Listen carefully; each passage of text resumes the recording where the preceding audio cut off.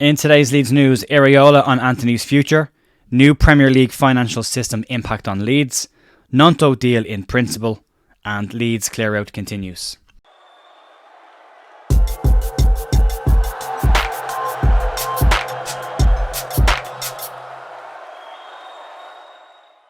Morning folks, Jay here at The View on Wednesday morning the 13th of March with your Leeds United news. Hope you're having a good week so far. There's a fair bit to get into, some chunky stories today. Andoni Areola speaking on Jaden Anthony's future, some nice details there for the player around that one. The new Premier League financial system, the impact that it will have on the EFL, but also the impact that it will have on Leeds United. Some squad clear-out stuff and information around a new deal around Willie Gnonto, which I know a lot of people have been asking for over the last couple of weeks. We'll get into this and we'll start off because there's a fair amount to get stuck into here. So bear with me when we get to the Premier League one. It's a chunky story. There's a lot of detail. Joe Wainman has also done an excellent video over on his channel, Just Joe Football Show, around this and what it actually means. It's an excellent video that breaks it down in very simple terms. It's a cracking job done by Joe, so if you want to go check that out, you can as well for more detail. I'll give you the top line on it. Moving on, let's start off with the topic of Jaden Anthony. Jaden Anthony's Leeds and Bournemouth future has been up in the air, and the topic of a lot of speculation over the last few months with the fact that Luis Sinisterra's loan from Leeds United to Bournemouth was made permanent. The spotlight came on Jaden Anthony and what was next for him. Where did his future lie? Anthony has largely been a substitute for Leeds United, so naturally the topic of his future has come up quite a lot. Anthony is scheduled to return to Bournemouth at the end of the season. Unlikely for Leeds United to try and make his loan deal permanent. And now speaking in the Daily Echo, Andoni Areola has had the following to say on Anthony's future. Yes, I've always said it, Jaden, I like him as a player, I rate him as a person. He was involved with us in the first game of the season in August. I think he's a very good player to have in the squad because he is valuable in different positions and is very reliable. Anthony has been unable to force his way into Daniel Farke's starting lineup. He's had some big moments this year. That shouldn't go without being said. He's had some big moments this year. He's had to deal with a huge amount of personal problems this year, and my heart genuinely goes out to the player. He's had to cope with a huge amount of loss this year, and it's for a player in the situation he's in to try and force his way into a club dealing with everything off the pitch that he's dealing with isn't an easy situation. He's been kind of a victim of circumstances, not by anyone's fault, just the way it's happened. So I'm delighted that Anthony will have some good news today coming out of that interview with Andoni Areola around that he will have a future at Bournemouth and has a manager there that does believe in him and does see a player in the player. So that's good news for Jaden Anthony. And again, as I said, thoughts are with the player. He's dealt with an awful lot this year. I'm looking forward to seeing him back in the Leeds shirt before the end of the season. Moving on, let's get into the bigger story of today, and this is the Premier League new financial rules systems. Premier League shareholders have met to discuss financial topics this week, and it's some good news for Leeds, not great news for EFL clubs necessarily. Premier League clubs have decided not to increase their funding to the EFL clubs currently. At the moment, the EPL is said to give 1.6 billion over a 3-year period into different footballing levels in England down as far as the National League to help those clubs maintain sustainability.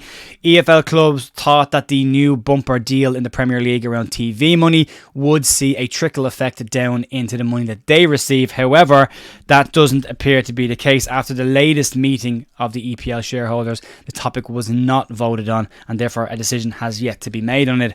However, instead the EPL will pledge money into a new financial system that will replace the current profit and sustainability model, which is based on the Premier League FFP system. This will be a new league-wide system and will help Premier League retain its position as a global leader in funding other leagues beneath it.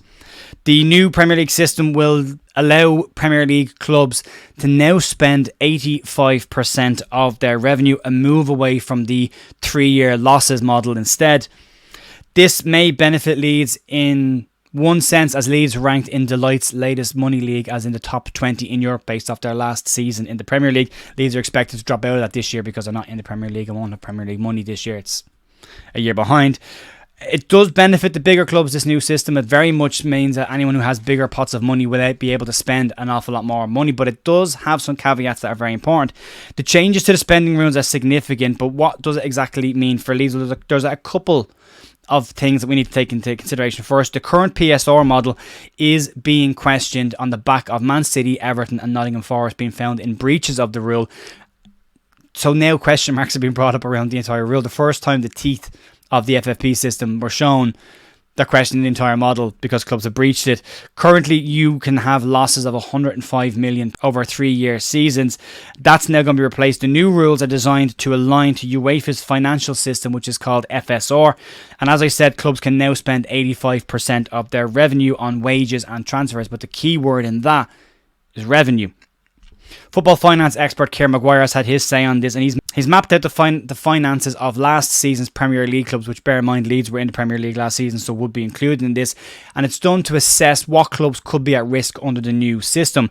Among the teams that he labelled as being at risk were Leeds United. According to his model, he reckoned that Leeds would have been over budget of the new system by £11.2 million and would have been at risk in that model. However, there are some more caveats to this. Again, the important part here is the wage bill. Leeds have reduced their wage bill significantly since last year, taking 60% off of their entire wages. They've also brought in money for Luis Sinisterra. They brought in money for Tyler Adams. They're expected to bring in money for a lot of the loanees, Jack Harrison specifically, who's out there, which from a financial perspective, bearing what Leeds paid for him versus what you'll get from now, is a big difference. If Leeds go up, further investment from the 49ers enterprises will be needed to maintain Leeds' position in the Premier League, and it has to be seen how this will affect them. The other important part, and this is a significant part, is the new ownership model Leeds have now over the Radrizzani ownership model that Leeds had before. The new ownership model has the ability to maximise Leeds' revenue on a global scale due to the partners that are involved in this. The Leeds ownership's net worth is ranked as being in and around the top 6 in the Premier League, if you exclude Manchester City and Newcastle from that, who are light years ahead of everybody else in terms of net worth. That's net worth though. That's not revenue. The revenue is the money the club brings in. So if they can increase Leeds' revenue globally, if they can get to the model that they reckon they can get to, if they can get the brand awareness of Leeds globally around the world, that will play into Leeds' hands and will give Leeds a huge stepping stone into the Premier League next season to be able to spend significant money to be a club that can move up. Again, look at other clubs in there, the likes of Luton, the likes of Bournemouth, who have smaller clubs, smaller global audiences, smaller stadiums, all of that stuff. You talk about Leeds trying to expand the stadium as well, and bring in more match revenue, increasing that from 1 million per home game to 4 million per home game. All of that adds up in terms of revenue. So being able to increase the stadium will increase the revenue on match days. Being able to increase the brand's awareness globally will increase its revenue globally. All of that will benefit Leeds. And again, as I said, this model seems to very much be designed to lock the big teams exactly where they are. It would appear the Premier League don't want to see the likes of Everton fall down the divisions. They would like to see them maintain their spot there, but not so worried about the likes of Luton, Bournemouth, Burnley's, which is a bit upsetting in one sense. You're not going to see a small club go on and, go from a small club to a big club without major investment now from an owner. But the key thing here is, and not to mix these two up, it doesn't matter how much money the club has in terms of ownership. It's revenue. How much money they bring in. So big stadiums, big companies, big sponsorships, all of that adds weight to this one. So it's going to be an interesting one to keep an eye on next season. I think Leeds could actually be in a very strong position with this, given the ownership model we have in place right now. It's a very commercial model as well. So there's a lot of positives to look forward to there. As I said, Joe Wayman's done a really good video breaking this down. Go check that out if you want some more detail on it. He's a video dedicated just to this topic that he did last night. Moving on, let's talk about Willy Gnonto and a potential of a deal in principle being agreed with the player.